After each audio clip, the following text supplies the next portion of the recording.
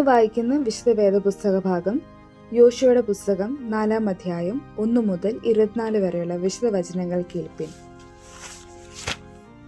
ജനമെല്ലാം യോർദാൻ കടന്നു തീർന്ന ശേഷം യഹോവ യോശുവയോട് കൽപ്പിച്ചതെന്തെന്നാൽ, നിങ്ങൾ ഓരോ ഗോത്രത്തിൽ നിന്ന് ഓരോ ആൾ വീതം ജനത്തിൽ നിന്ന് 12 പേരെ കൂട്ടി അവരോട് യോർദാന്റെ നടുവിൽ പുരോഹിതന്മാരുടെ കാൽ ഉറച്ചു നിന്ന സ്ഥലത്തു നിന്ന് 12 കല്ലെടുത്ത് കരയ്ക്ക് കൊണ്ടുവന്ന് ഈ രാത്രി നിങ്ങൾ പാർക്കുന്ന സ്ഥലത്ത് വയ്ക്കാൻ കൽപ്പിക്കുവിൻ. അങ്ങനെ യോശുവ ഇസ്രായേൽ മക്കളുടെ ഓരോ ഗോത്രത്തിൽ നിന്ന് ഓരോ ആൾ വീതം നിയമിച്ചിരുന്ന 12 പേരെ വിളിച്ചു. യോശുവ അവരോട് പറഞ്ഞത്, യോർദാന്റെ നടുവിൽ നിങ്ങളുടെ ദൈവമായ യഹോവയുടെ പെട്ടകത്തിന് മുമ്പിൽ ചെന്ന് ഇസ്രായേൽ മക്കളുടെ ഗോത്രസംഖ്യയ്ക്ക് ഒത്തവിധം നിങ്ങളിൽ ഓരോരുവൻ ഓരോ കല്ല് ചുമരിൽ എടുക്കണം. ഇത് നിങ്ങളുടെ ഇടയിൽ ഒരു അടയാളമായിരിക്കണം.